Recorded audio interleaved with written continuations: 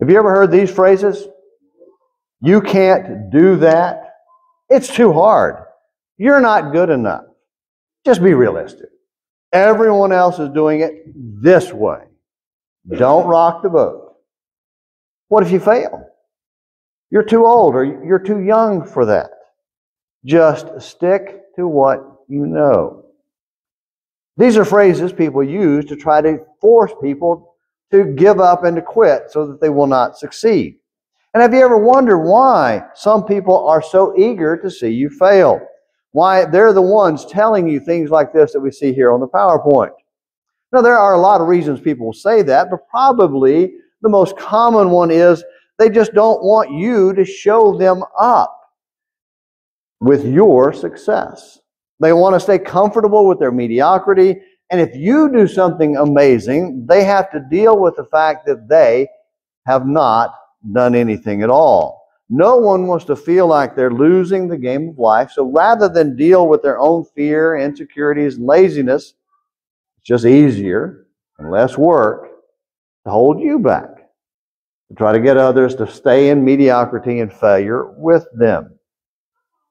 And since we live in a world filled with flawed people who fail and want you to fail, it's so easy to succumb to their attempts to sabotage you and stymie your efforts to succeed. So we must not give in, especially to anyone who wants to sabotage or tries to sabotage our faithful service to God. And that's where it gets really important. It may not be so important with your financial success or your career success and things like that, though you don't want people trying to stop that. But when it comes to your spiritual success, don't let anybody talk you out of succeeding. And that's why we need to be bold believers like David. In 1 Samuel 17, which is our lesson tonight, is David the bold believer. And if you weren't here last week, we are in the middle, or we've begun a series called David, a Better Man, as we look at David, the life of David, over the next few sermons. Last week we began with his humble origins from 1 Samuel 16, and tonight we're going to look at him as a bold believer in chapter 17. And if you recall, we began with looking at some major declarations about David before we even knew who he was. Look back in chapter 13 and verse 14. In chapter 13 and verse 14, Saul has incurred God's wrath, and so God has him tell Samuel, or Samuel to tell Saul, that he's acted foolishly in disobedience and not trusting and obeying God. And then in verse 14 he says this, "But now your kingdom shall not endure. The Lord has sought out for himself a man after his own heart, and the Lord has appointed him as a ruler over his people, because you have not kept what the Lord commanded you." And so most of us are familiar with the phrase, a man after God's own heart. And this is where it comes from. It's reference to David before David's even named. We don't know how old he would have been at this time. Probably a very young boy. And depending on how early this was in Saul's reign. Maybe even just having been born. But he's not identified by name.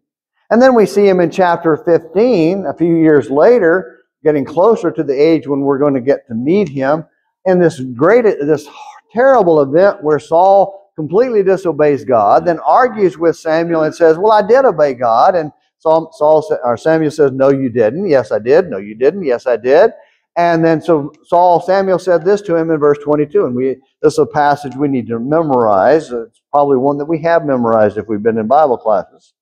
"Has the Lord as much delight in burnt offerings and sacrifices as in obeying the voice of the Lord?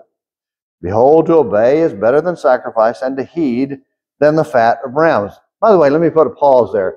That's not a contradiction. That's not a self-contradiction.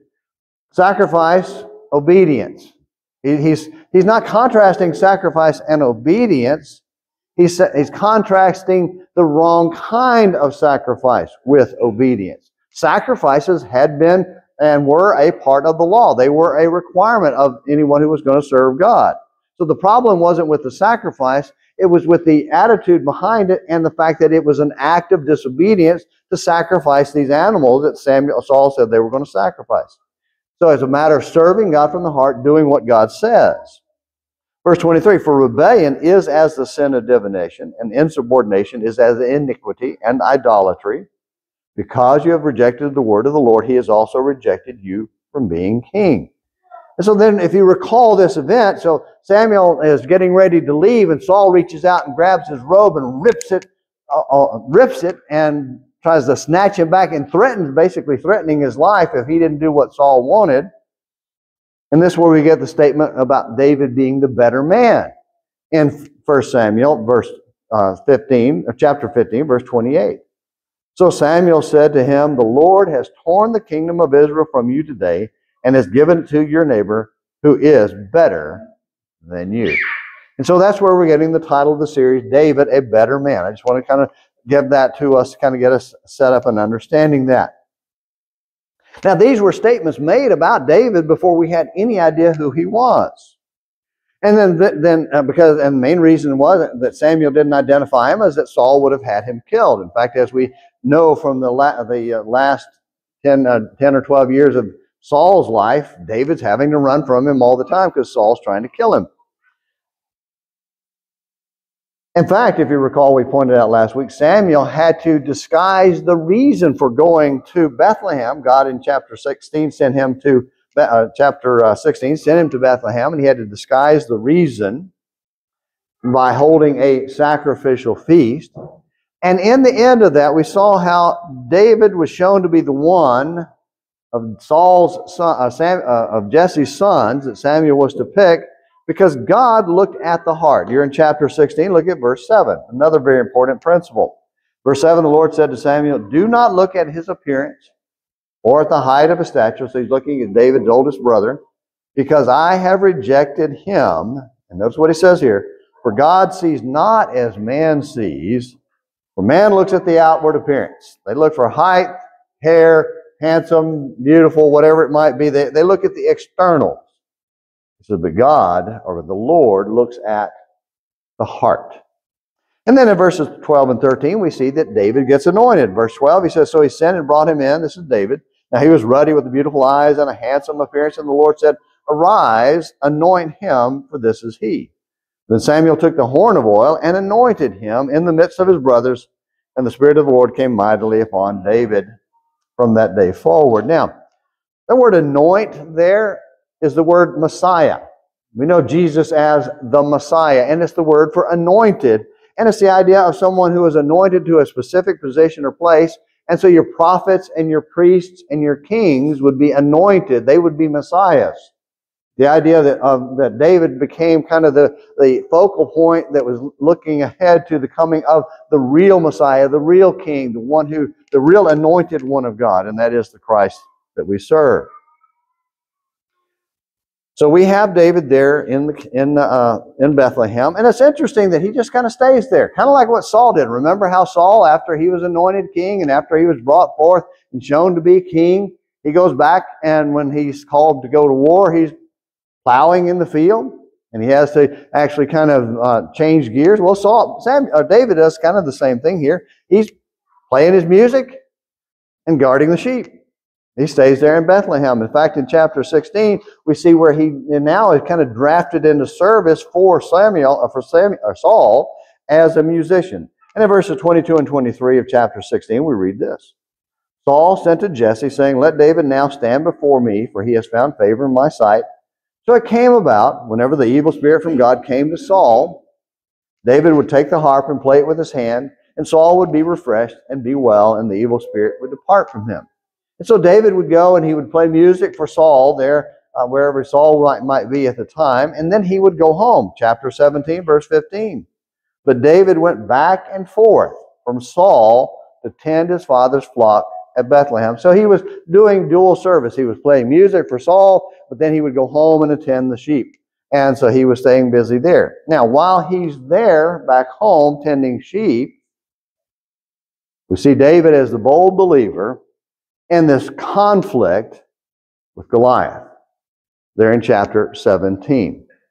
And let's set the stage for this conflict with kind of a bird's eye view of the Valley of Elah. Driving up from Bowling Green, it's always nice coming at 185 and 187 to seeing when you come out of between a couple of hills and you see a nice valley unfolding, and on one side there's a hill on one side, a valley on the other side. and then in the valley in the middle, and then a hill on the other side. You see that in several places around here, and all the way down into Bowling Green. Well, that's basically what the hill of Elah, the valley of Elah is. When you think of where this battle was that took place between the Philistines and the Israelites, and where David met Goliath, it's right there in that valley, somewhere in there. Here's the brook where David got his stones that runs between these hills. Over here, it's thought that this is somewhere over in here is where the Israelites would have been located. And somewhere along this hill here, this rise here, is where the Philistines were. And they would meet down in the battle. So Goliath would come down here in the valley and challenge the Israelites. And so David then came across from over here, picked up a stone, and went and killed Goliath. So anyway, that gives you kind of a bird's eye view of the valley of Elah. Let's read the text here in 1 Samuel 17, verses 1 through 3. Now the Philistines gathered their armies for battle, and they were gathered at Soko, which belongs to Judah. And they camped between Soko and Asika and Ephes-Dammim. Saul and the men of Israel were gathered and camped in the valley of Elah and drew up in battle array to encounter the Philistines. The Philistines stood on the mountain on one side, while Israel stood on the mountain on the other side with the valley between them. So there's the valley of Elah. When you read that passage, think of this picture, and that would be what it's like. And think of it as you drive around Litchfield. There are a lot of places where you see valleys. It would be similar to it, so it can give you a picture of what it would have been like at that day. And it's just a nice flat valley between two low hills, and it's about halfway between Bethlehem, where David lives, and the coast of the Mediterranean Sea, where the Philistine cities were located. And Jonathan and Saul had been causing enough problems with the Philistines that they apparently decided it was time to do something about these pesky little Israelites, put an end to them. And so they came out, and that's where they ended up across this valley from them. Now, zooming in a little closer, we see the giant who dared defy God. Look in chapter 17. Let's read verses 3 through 10. 1 Samuel 17, verses 4 through 10. It says, Then a champion came out from the armies of the Philistines, named Goliath, from Gath, whose height was 6 cubits and a span. He had a bronze helmet on his head, and he was clothed with scale armor, which weighed 5,000 shekels of bronze.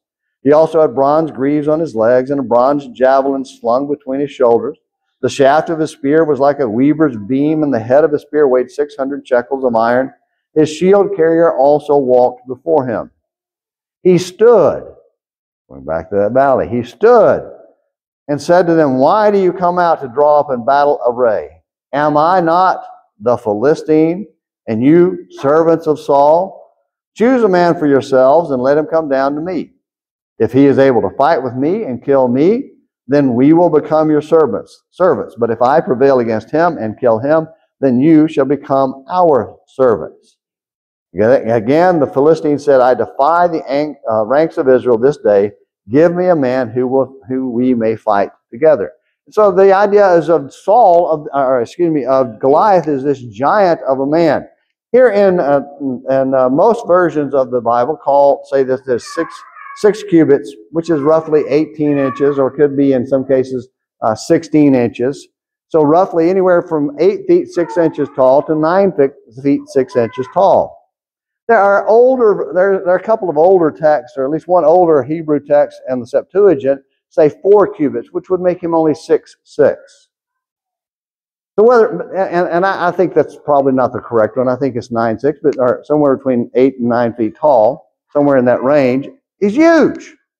And that's the point, is he's huge. And so I tried to find some pictures to give us an idea of the contrast between what this giant Goliath would look like in comparison to this little boy David, who probably was about 5'2" or 5'3", because most grown men of that age, in that day and time, would have been about 5'6". And I'm 6'1", so think of somebody 6 inches taller than me, shorter than me. That's what they would have been. And David would. I wish I didn't think of this. I should have brought a picture of me and my sisters. My sisters are all 5'2". And I don't think of them being short until I'm standing next to them, and I'm like, they're right here. Yeah. So imagine somebody who's here, looking down. And so I thought I'd give you some pictures to kind of give you a visual an idea of what it would look like. This guy right here is a guy named David Madlow.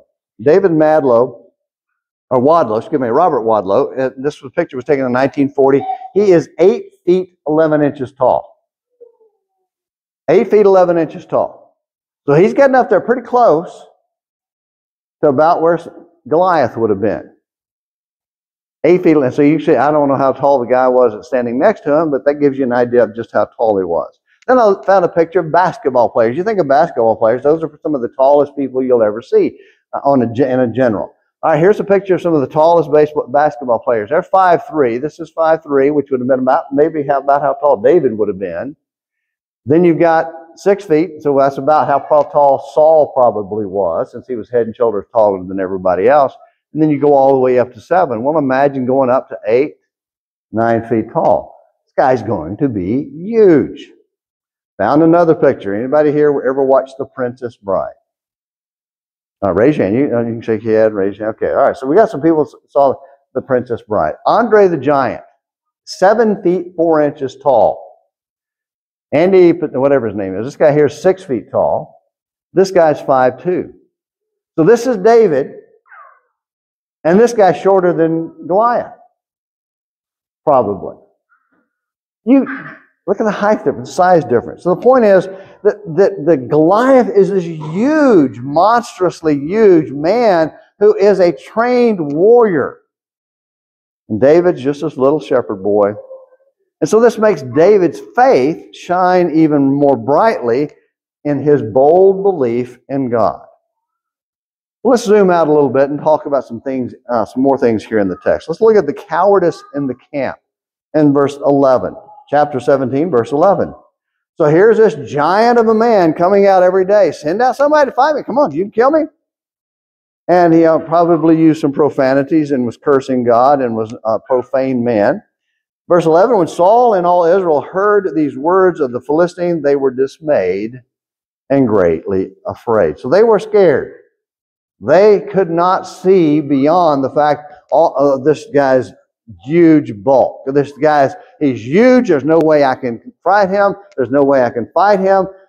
And they hid and they were scared instead of trusting in God. And so that's the cowardice in the camp. And that kind of sets the stage now for David to come along and demonstrate bold belief. Well, let's look first of all at David's arrival. So David shows up in the camp in verses 12 through 22. And this just tells you some of the story. Now, David was the son of the Ephrathite of Bethlehem in Judah, whose name was Jesse, and he had 8 sons. And Jesse was old in the days of Saul, advanced in years among men. The 3 older sons of Jesse had gone after Saul to the battle, and the names of his 3 sons who went to the battle were Eliab the firstborn, and the second him Abinadab, and the third Shammah. David was the youngest.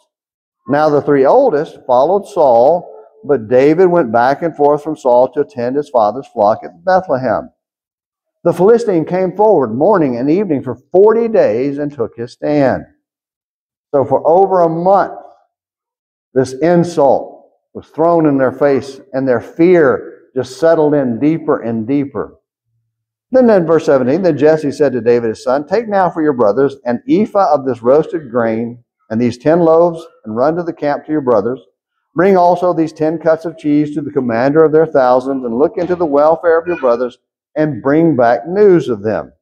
For Saul and all the men of Israel are in the valley of Elah, fighting with the Philistines. So David arose early in the morning and left the flock with the keeper, and took the supplies, and went as Jesse had commanded him. And he came to the circle of the camp while the army was going out in battle array, shouting the war cry. Israel and the Philistines drew up in battle array, army against army.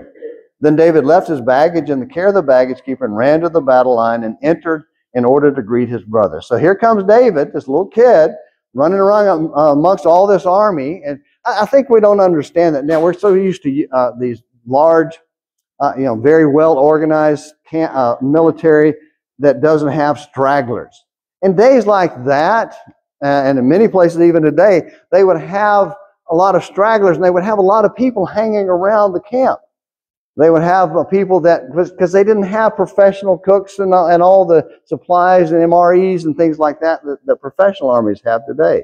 So there would be large groups of people around the camp, including wives and kids. And so David's running around the camp. He's a little boy. He wants to see the fight. He wants to see what's going on. This is exciting to him. So he comes running along to see this. And so he gets there just in time to hear this giant of a man challenge, and in David's mind, not the Israelites, but God. Verse 23. Verse 23, as he was talking with him, behold, the champion, the Philistine from Gath, named Goliath, was coming up from the army of the Philistines, and he spoke these same words, and David heard them. When all the men of Israel saw the man, they fled from him and were greatly afraid. So David gets there, the guy comes out, he starts challenging, and they all run. And David's sitting there, or standing there, watching this, wondering, why is this happening? Verse 25, the men of Israel said, have you seen this man who's coming up? Surely he is coming up to defy Israel, and it will be that the king will enrich the man who kills him with great riches, and will give him his daughter, and make his father's house free in Israel. Then David spoke to the men who were standing by him, saying, what will be done? And I want you to notice his attitude toward Goliath. Not will be done if. It's a statement of fact. What will be done for the man who kills this Philistine and takes away the reproach from Israel? For who is this uncircumcised Philistine that he should taunt the armies of the living God? So David's already upset at his own Israelite brothers and his family and the whole army, because they're standing there afraid of this God, of this man. Verse 27, the people answered him in accord with this word, saying, thus it will be done to the man who kills him. And then here's where we get to introduction. His brothers, you can't do this. You're too young. Shut up and go home and tend the sheep. He didn't want his brothers to succeed because they have been humiliated by their fear. Verse 28, now Eliab, his oldest brother, heard when he spoke to the men, and Eliab's anger burned against David. And he said, why have you come down? And with whom have you left those few sheep in the wilderness? And so you're just a nothing nobody, you little punk. What are you doing? I know your insolence and the wickedness of your heart, for you have come down in order to see the battle. You just want to be a looky-loo, somebody watching. But David said, what have I done now? Was it not just a question? Then he turned away from him to another and said the same thing. And the people answered the same thing as before. And so David's serious about this. He's dismayed at the dismay among the Israelites. Their lack of trust, their lack of faith. And then in verses 31 through 37, we see his bold faith. When the words which David spoke were heard, they told them to Saul, and he sent for him. And I want you to notice what David says to Saul. Let no man's heart fail on account of him. Your servant will go and fight with this Philistine. Then Saul said to David, you were not able, and again, here's another one saying, you can't do it. You're not able to go against this Philistine to fight with him, for you are but a youth, while he has been a warrior from his youth. But David said to Saul, your servant was tending his father's sheep when a lion or bear came and took a lamb from the flock. I went out after him and attacked him and rescued it from his mouth. And when he rose up against me, I seized him by his beard and struck him and killed him. Your servant has killed both the lion and the bear, and this uncircumcised Philistine who doesn't scare me any more than a lion or a bear would.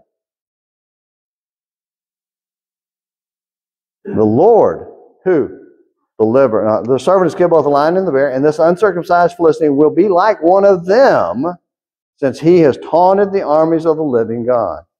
And David said, the Lord who delivered me from the paw of the lion and from the paw of the bear, he will deliver me from the hand of this Philistine. And Saul said to David, go, and may the Lord be with you. Notice the attitude and heart of David. This guy's insulting the armies of God. I may be little, but I'm not afraid. I serve God. He puts his trust and his faith in God. He said, the Lord who delivered me from the mouth and the paw of this lion and the bear, that God will save me from that guy. I'm not worried about him. Bold bold belief. And then the next thing we see is just simple weapons. Saul, and we won't take the time to read this. Saul tries to get him to put on his military uniform and his armor and carry his sword, and it doesn't fit David. And so David decides, you know what, I don't want that. It's not going to work. He took them off. Verse 40 says, he took his stick in his hand and chose for himself 5 smooth stones from the brook and put them in the shepherd's bag, which he had even in his pouch. And his sling was in his hand, and he approached the Philistine. So he just took a simple weapon. He said, I don't need fancy stuff. I need stuff that I can use, and I'm used to working with. And then we see him, what I call disdain for the profane. He doesn't have any respect for this evil guy. None at all, because he's evil. And he's opposing God. Verse 41, then the Philistine came on and approached David with the shield bearer in front of him. When the Philistine looked and saw David, he disdained him, for he was but a youth and ruddy with a handsome appearance. The Philistine said to David, am I a dog that you come to me with sticks? And the Philistine cursed David by his gods. The Philistine also said to David, come to me, and I will give your flesh to the birds of the sky and the beasts of the field. And then notice David's response. Then David said to the Philistine, you come to me with a sword, a spear, and a javelin. So you bring the mighty works of man and the weapons of warfare. But I come to you in the name of the Lord of hosts, the God of the armies of Israel, whom you have taunted. This day the Lord will deliver you up into my hands, and I will strike you down and remove your head from you, and I will give the dead body of the army of the Philistines this day, the birds of the sky and the wild beasts of the earth, that all the earth may know that there is a God in Israel. So the whole world's going to know there's a God in Israel. And now he's going to look at his people. He's not talking just to Goliath. He's talking to the Israelites and to us. And that all this assembly may know that the Lord does not deliver by sword or by spear, for the battle is the Lord's, and he will give you into our hands. And then we see what happened, verse 49. David took his hand in his bag, took from a stone and slung it, and struck the Philistine on the forehead, and the stone sank into his forehead so that he fell on his face to the ground. And so that it ends in victory. Verses 15 through 58, you have victory and vindication. So David is vindicated. You have this complete destruction and death of Goliath, this giant who had been defying and insulting God and God's people. And David proved that God delivers. God delivers. They don't need to be thinking about human weapons for delivery, but God to give them the delivery. And so that's David, a better man, a bold believer. Well, let's wrap up with just a few takeaways. Some things for us to take from the text. First takeaway is, don't give in to spiritual bullies. The world is filled with spiritual bullies, people who tell you, you don't know what you're talking about, you don't understand the Bible, you don't know what I felt. They'll have all these kinds of reasons to tell you that you don't know what you're talking about. Don't listen to them. And they will try to shut you up and shut you down. Don't listen to them. Don't be argumentative and fighting with them, but don't let them stop you from believing what you believe. Look at verses 44 and 45 again. The Philistine said to David, come to me, and I will give your flesh to the birds of the sky and the beasts of the field. Now, people don't talk to us in that kind of language, but they talk in that kind of idea of, if you don't believe what I believe, then you need to just keep your mouth quiet. I told you, I preached once in a church in Orlando, not far from my house, where I knew that they were doing some things that they called it Self-Church Christ, and they were doing some things that they shouldn't have been doing, and I went there, and I talked about how the Scripture works, working through Scripture and through history of how churches constantly are doing things God doesn't want them to do. And I never once said, you are doing these things. But they knew what I was talking about, and they were infuriated and told me that you just go back over where you came from, don't come back here again. Okay.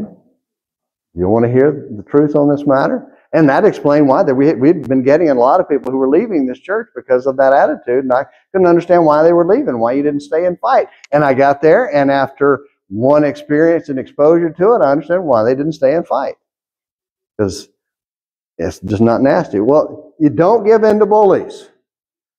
And the way they could have given in to the bullies was just to stay and be quiet and not stand up against it, or at least express their difference with it. So don't give in to bullies. The second thing is believe in your God. And I say specifically your God. Recognize that He is personal to you, and that your relationship with God is a personal relationship. He is the one who sent His Son, and His Son is the one who died for you, and He is your God, your Christ, your Messiah. He's not mine. He's not the Lilac Road Church of Christ. He's yours. And understand that relationship and believe in Him. Verse 46, this day the Lord will deliver you up into my hands. No, saying He's going to do it through somebody else. No. The Lord will deliver you up into my hands, and I will strike you down and remove your head, and I will give the dead bodies of the army this day, so that all the earth may know that there is a God in Israel. It's personal to David, and he's going to be personally involved in this. So He is your God. So believe in God as your God, not some remote being that belongs to somebody else, but as the God who saved you and lives with you if you will live with Him. Third thing, boldly declare your faith. Verse 47. Think about this. Boldly declare your faith. Verse 47. And that all this assembly may know. I don't know that David turned around and looked, but I'm sure he's making clear that his Israelite brethren behind him hear this. All this assembly may know that the Lord does not deliver by sword or by spear, for the battle is the Lord, and He will give you into our hands. Don't be afraid to say what you believe. One of the things that our culture tries to talk this morning about our enemies, and we don't really have enemies that are going to beat us up. Not really. I mean, there may be some cases, but not really. Not going to happen. But they will do everything they can to tell you, stop talking. Stop telling your faith. They will try to get you to stop declaring what you believe. Don't give in. Don't give in to that. Boldly declare your faith, and then act decisively. Verse 48. Then it happened when the Philistine rose and came and drew near to meet David, that David ran quickly toward the battle line to meet the Philistine. So when it's time to act, act. Don't rub hands. Don't fret. Don't worry. Don't start listening to the advice of you can't do it. Do it. And if you're going to act, right now is a good time to act. As we ask and end with this question, are you a bold believer like David? You need to be baptized for the remission of your sins. If you're not a Christian, if you haven't done that, you're not a Christian. And if you're not a Christian, you're not in fellowship with Christ. He's not your God. And that's not the kind of thing that any preacher like Paul likes to say. But it must be said because we worry about souls and we want people to be saved. And if you're not a Christian, you need to become one. You need to believe that Jesus is the Christ, Son of the living God. Repent of your sins, confess His name, and be baptized in water so that your sins can be washed away by His blood. Not by the water, but by His blood. And then you can arise to walk in newness of life. But if you're going to do that, now's a great time to do it. Act boldly. Come while we stand and while we sing.